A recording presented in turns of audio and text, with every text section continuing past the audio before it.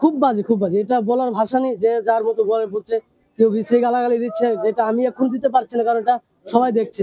পারছি না, আমার নিজের দুঃখ আছে বা আমাদের আশেপাশে যারা আছে অনেকে। এর আগের সরকার কিন্তু কখনো কি এ ধরনের বাধা দিয়েছে? না, না, এরকম কোনো সরকারি বাধা দেয়নি। এই ৮-১০ বছরে কখনো এরকম কোনো ঘটনা ঘটেছে লেকচুমনি বাজারে? কখনো কি এরকম অভিজ্ঞতা হয়েছে আপনাদের? না, কখনো এমন হয়নি।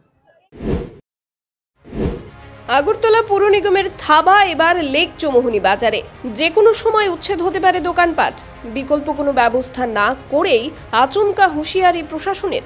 অনিশ্চয়তা এবং আতঙ্কে দিন গুজরান করছেন ব্যবসায়ীরা। বহু পুরনো রাজধানীর অন্যতম বাজার লেকচৌমুহনী বাজারটি, যেখানে জাতি জনজাতিরা মিলেমিশে বহুদিন ধরেই ব্যবসা বাণিজ্য চালিয়ে আসছেন। বাম আমল থেকেই এখানে বহু দোকানি নির্ভয়ে নির্বিঘ্নে তাদের ব্যবসা বাণিজ্য করে আসছেন। করোনাকালীন সময়ে কিছুটা নিয়মানুবর্তিতা পালন করতে গিয়ে সাময়িক কালের জন্য তাদেরকে আস্তাবল ময়দানে ব্যবসা করতে দেওয়া হলেও পরিস্থিতি স্বাভাবিক হতেই লেকচৌমুহনী বাজারও ফিরে যায় নিজের ছন্দে। কিন্তু আচমকা এবার এই জনবহুল বাজারে এএমসি থাবা বসাচ্ছে, যেখানে তাদের আগাম নোটিশ দিয়ে বাঁধের পাড়ের খাস জমিতে গড়ে ওঠা বাজার ও দোকানগুলোকে উচ্ছেদ করে দেওয়ার হুঁশিয়ারি দেওয়া হয়েছে। এই অবস্থায় কি দাঁড়াবে এই শতাধিক ব্যবসায়ীদের ভবিষ্যৎ? কোথায় যাবেন তারা? কিভাবে সংসার প্রতিপালন করবেন? সুশাসন আর সৌন্দর্যায়নের মোহে কি দিন দিন মানবিকতা হারাচ্ছে রাজ্য সরকার? শুনুন কি বলছেন ব্যবসায়ীরা। একজন সবজি বিক্রেতা রয়েছেন, আপনার নামটা একটু বলুন। আমার নাম যতন রায়। আচ্ছা, পুর নিগমের পক্ষ থেকে একটা বার্তা দেওয়া হয়েছে যে বাজার খালি হতে পারে, কি বলবেন বিষয়টা নিয়ে? পুরো 7 তারিখ আমাদের কইছিল যে ভাঙ্গা দেব বাজার। হ্যাঁ, বাজার ভাঙ্গা দেব। এরপর আমরা পরের দিন আমরা 19 নম্বর ওয়ার্ডে গেছি, সবাই মিল্লা, ব্যবসায়ী সবাই মিল্লা গিয়া জিজ্ঞাসা করলাম তারা আমরা কিছু আশ্বাস দিয়েছি না, আমরা আমি ভালো মতো জানি না। হ্যাঁ, এরপরে কিছুদিন লাগে আমরা বাজার থেকে কইছে তোমরা আবার ঠিক করে পিছিয়ে বউ। আমরা পিছিয়ে বইছি। আমরা তো করোনার সময় খুব কষ্টে মাঠের ভিতরে দোকানদারি করছি। আমরা তো ছেলে মেয়ে আছে কলেজের পরে, আমরা কিভাবে চলি? এভাবে যদি ভাঙ্গা দিয়ে আমরা উড়াই দেয়, আমরা তো মনে করেন আমরা 700 দোকানদার আছে এখানে, তারপরে নাম ছাড়া আরো মনে করেন 500 আছে। সবার ঘরে যদি 4জন 5জন খাওয়াই না থাকে, আমরা যদি উড়াই দিই আমরা ফের সালাম কেমন? আমরা গরিব মানুষ।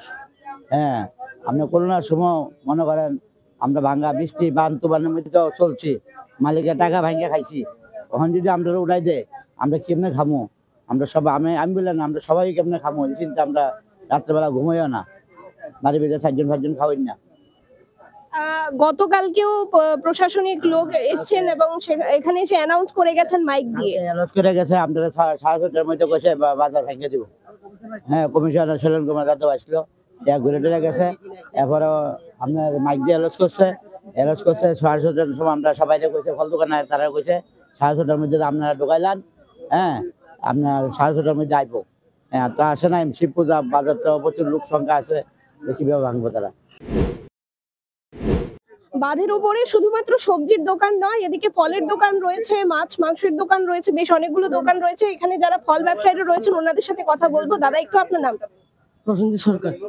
আপনি এখানে কত বছর হলো ব্যবসা করছেন? আমি এই বাজারে এসেছি 2011-তে। বর্তমানে 2011-তে বাজারে এসেছি, এখন পর্যন্ত এই বাজারে আছি। এত বছরে কখন এই ধরনের ঘটনা ঘটেছে কি? না, না, এরকম কোনো বছরে হয়নি, যেটা এই বছর চলে যাচ্ছে আমাদের এখানে। আপনাদেরকে কি নির্দেশ দেওয়া হয়েছে কবের মধ্যে দোকান খালি করতে বলা? আমাদের এখানে তো বাজারে পুজো হয়েছিল, গণেশ পুজো।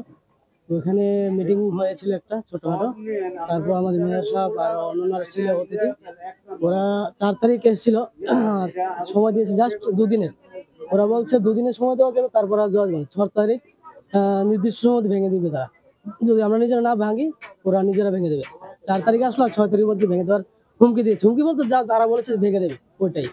তারপর কালকে আমরা পুজোর বাজার, আজকে শিব পুজোর বাজার, সবাই মানে কম বেশ যে যতটুকু পারে, যার যতটুকু ক্ষমতা ওইটুকু মাল উঠিয়েছে সবাই।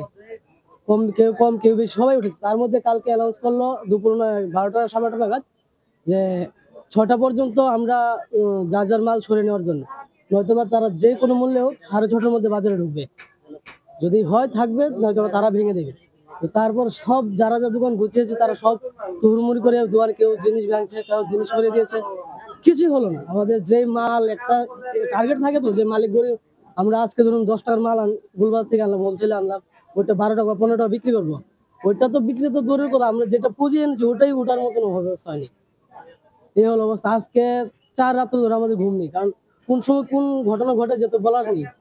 ওইটাই চলছে, আমাদের একটা আতঙ্কের মতন চলছে যে কোন সময় কি হবে। এটার মধ্যে ওরা তো যে নির্দেশ দিয়েছে, যারা নির্দেশ দিয়েছে, ওরা তো এসি রুমে বসে আছে, বা ওদের 4 তলা 6 তলা বিল্ডিং আছে, ওদের কোনো প্রবলেম নেই। হ্যাঁ, আমরা মানছি আমরা সরকারি জায়গা আছে 100 বার, তো আমরা এতগুলো দোকানদার আছে, কেউ কিন্তু এখানে কোটিপতিও নেই বা কারোর বাপদাদার সম্পত্তিও নেই যে ঘরে বসে খাবে।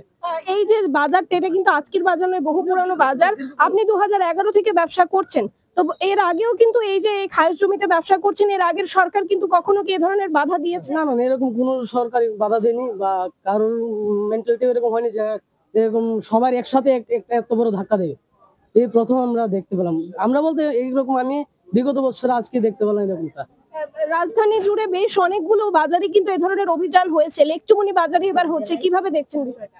খুব বাজে, খুব বাজে। এটা বলার ভাষা নেই, যে যার মতো বলে বলছে, কেউ বিশ্রী গালাগালি দিচ্ছে, যেটা আমি এখন দিতে পারছি না, কারণ এটা সবাই দেখছে, পারছি না। আমার নিজের দুঃখ আছে, বা আমাদের আশেপাশে যারা আছে অনেকে, যেখানে এখান থেকে নিয়ে অনেক কিছু মানে রেফার করছে, ফ্যামিলি আছে, বাচ্চা টাচ্চা আছে, বা অসুস্থ লোক আছে, বা সবাইকে অনেক কিছু আছে, অনেক কিছু অভিযোগ, যেটা কেউ হয়তো বা নিজের বলছে, কেউ প্রকাশ্যে বলতে পারছে না, কারণ কে বলবে আর কোথায় বা বলবে, বলার জায়গা নেই বা শোনার মতো লোক নেই। যে কোনো সময় ভেঙে দেওয়া হতে পারে এই সুসজ্জিত বাজার। ভোরের আলো ফুটতেই হয়তো আর দেখতে পাবেন না লেকচুমনি বাজারের আগের চিত্র। আর সেই ভয় নিয়েই দিন কাটাচ্ছেন আপাতত অস্থায়ী এই দোকানেরা।